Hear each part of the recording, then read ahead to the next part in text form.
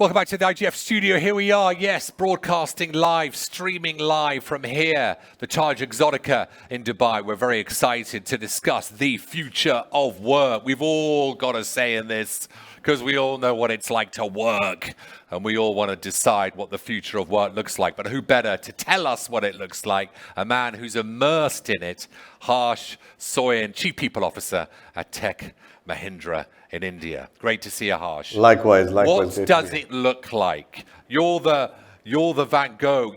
Paint it for me. What's that portrait look like when we're looking at the future of work? So, Mark, first thing is that, well, consider it good news or bad news, but the future of work is here. Yeah. It's not in the future. And we clearly see hybrid is here to stay. But I would define hybrid very differently from what you probably would hear, where hybrid is not only where you work from, it is the flexibility of what you do and when you do it. Therefore, obviously, gig working will be extremely important. What we see, interestingly, is that skills are paramount and even more important than qualification and education. The quandary that we will have to address in the future of work is going to be the balance between personalization and privacy. Because of hybrid, this is getting blurred. And clearly, tech is going to be determining the future of work in a very deep and significant manner. In fact, we see that the future tech is going to really determine how, when, and where the people are going to work from. So clearly, all of us will have to undergo a significant change in the way we operate and do work today. And finally, I would say that what we have seen is while the pandemic was a social calamity, it actually was a blessing for diversity and inclusivity, and it stays. Therefore, because of gig working, because of flexibility, D&I in the future of work will be an integral part. I had a panel yesterday, and one of the founders, one of the tech unicorn founders, basically said, in COVID, we were all united behind a common cause. He used the word war. And once COVID dissipated, I'm not going to say ended, that cause dissipated with it. And suddenly the workforce was, can you see that? Yes. The cause dissipated, so we had nothing to unite us, which affected the productivity of the workforce. Do you see that? Very interesting thought. When COVID hit us, Mark, we were like headless chicken. We didn't know what to do. And our instincts, certainly made us rally around the problem. And we had a common enemy, which was pandemic and COVID. And, leadership underwent a huge change from the command and control that used to happen, more resilience and ownership. And what you just defined is really the bedrock of culture. And while we can define culture in many ways, I think what we need to do as we go forward is we don't really always need a crisis. But we do need a strategy, vision, and a rallying point.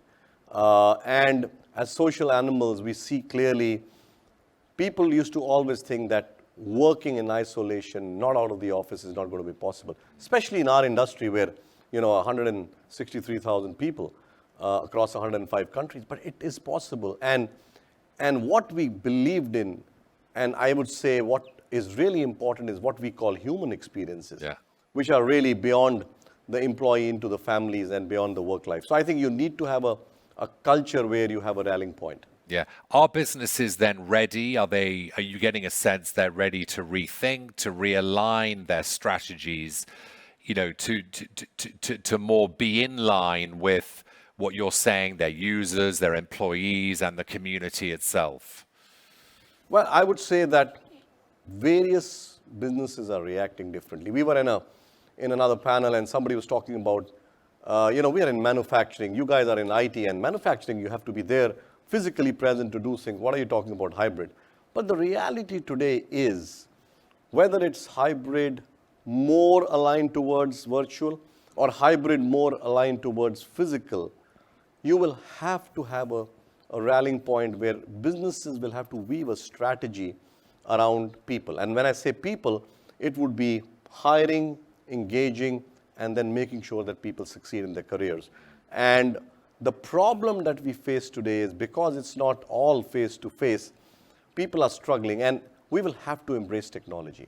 Yeah. But very importantly, and I always say that, Mark, that technology will be an enabler, but the moments of truth will still be human. So what are the new age and emerging technologies that you think are going to define our way of working in the future? Actually, it's going to disrupt everything that we do.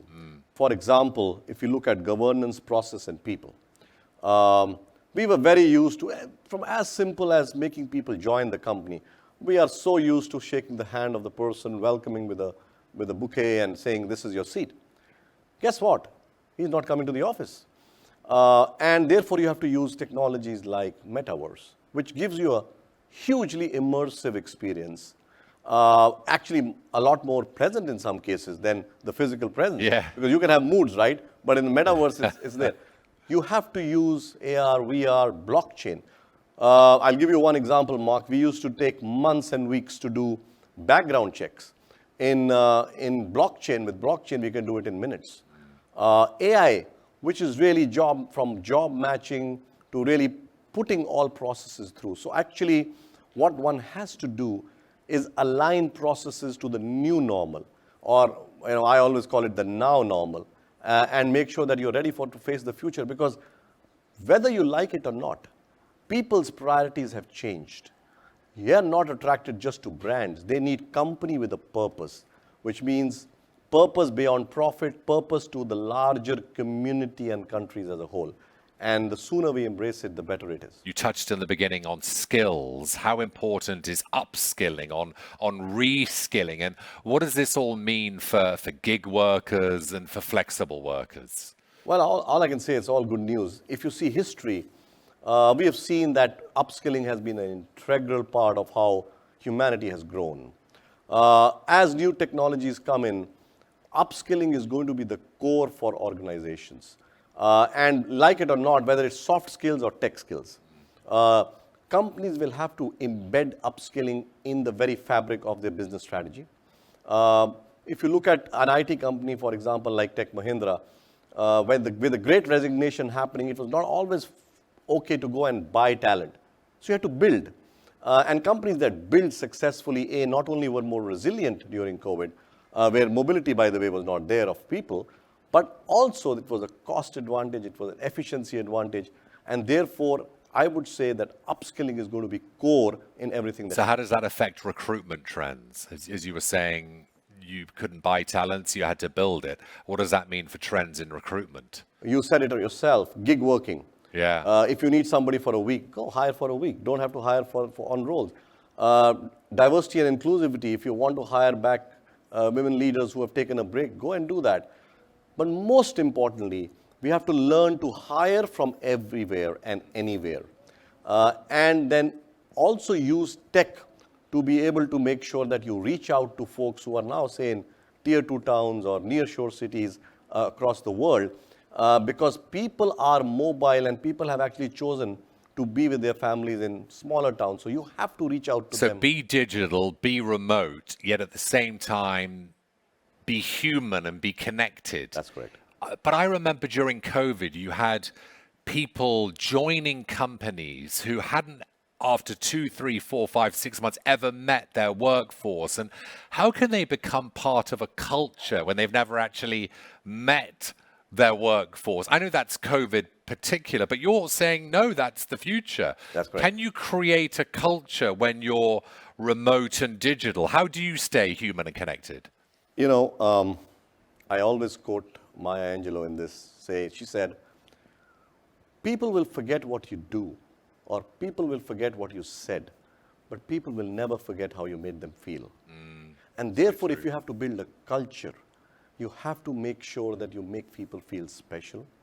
Personalization with a clear consciousness of privacy is going to be important. And even with a 170,000 workforce, it is how it's very important for us to make sure each person is treated special. And that, to my mind, is the How bedrock do you of do that, though, remote? You know, you're in India, I'm in London. Tell me, how do I make you feel special when I don't have that physical contact? The principles, Mark, are very simple. Yeah, Earlier, I used to shake your hand, welcome you, sit, have a conversation with exactly. you, reach out to your family. I do that digitally now. Yeah. It's actually very simple to do. Imagine, take Metaverse, for example. We can provide an immersive experience of the joining, of the recruitment, of the induction in a much more pleasant environment. You know, your mood swings are not really there. For technology, you know, we always use, we have a humanoid that answers the basic questions of folks rather than a human being doing that all the time. And imagine the consistency, efficiency, and the 24/7 availability. So obviously, never use tech because you're using an AI tool or an RPA tool. Use tech because it enables those human interactions and enhances them. And I think that's, to my mind, no rocket science, but very difficult. Which companies, which industries, we think of tech as modern and friendly and inclusive, and you know the Googles were famous, table tennis and kitchens, and we've sort of moved on. What's the? You've described the now thing. Who's doing it? Who's embracing this, and maybe who's being left behind? Do you think? You know, interestingly, I would say it's not the industry. No. Very clearly, you know, people often ask me that, you know, you are in IT, so obviously you're cool. But it's not the case, because IT industry sometimes, and IT folks are probably the most manual driven internally. Yeah. But it's about what is it that you consciously and intentionally take care as part of your vision. And if tech enabled experiences is part of your vision, then I would say every industry. For example, banking. I'm sure, Mark, you haven't visited a bank for many, many months. Yeah, a long time. Absolutely. Similarly, healthcare, and we had the panel just before this talked about Yeah. healthcare through technology. What does that mean? It means both preventive and diagnostic. So every single industry, retail, when you go and and pick up stuff and everything is charged, it's the experience, and therefore I say it's not about technology, it's about the experiences you create across industries. And good or bad, it's the same for every industry. It's about the company that decides to do something about it intentionally. On the subject of good or bad, was the great good that came out of COVID, and there wasn't a lot of good, was the great good that it has accelerated the future of work? It has. Yeah. And the reason is very simple. Everybody had their backs to the wall, including us. When they said, oh, by the way, everybody has to work remotely, we said, how? We don't even have the laptops. And somebody said, okay, let's order the laptop, but you couldn't because the borders were closed. There weren't so what any. do you do? The parts weren't available. We suddenly hit upon an idea saying, let's rent the laptops of our own folks. And it worked like magic. So innovation came Yeah, about, that's right? a great idea. And I think that's what happens when you're faced with a crisis. But with COVID going, I don't think we have to wait for another crisis. We have to just learn from the... Do you think we're ready for the next crisis? There'll no doubt be one, won't there? We are never ready for No. a crisis we don't know. However, we had all kinds of BCP or plans for one city to the other, but we never thought something like COVID would impact the whole world. So I would just say what we have to be ready with is being resilient. Yeah. And having a company culture which is really deep embedded with the folks, and then obviously respond with grit. I think that's what we can be prepared for. Harsh, you were brilliant. You were that painter. You painted it beautifully. Thank you so much, Harsh Soin there, Chief People Officer at Tech Mahindra, painting the vision of the future of work. That's it. Yes, the IGF studio, we're wrapping it up. We've had some absolutely fantastic sessions today. We've spoiled you on all sorts of important topics, bringing the best minds in the world to discuss the biggest issues. Thank you so much for joining us here in the Taj Exotica, bringing you this across the world, live streaming. Please continue to hashtag IGFUAE it. you've got that. What I'm asking you to do is hashtag IGFUAE and then at IGF Updates for updates on the India Global Forum. Thank you for joining us on this wonderful stage in Dubai to talk about the biggest issues in the world. See you all soon. Thank you.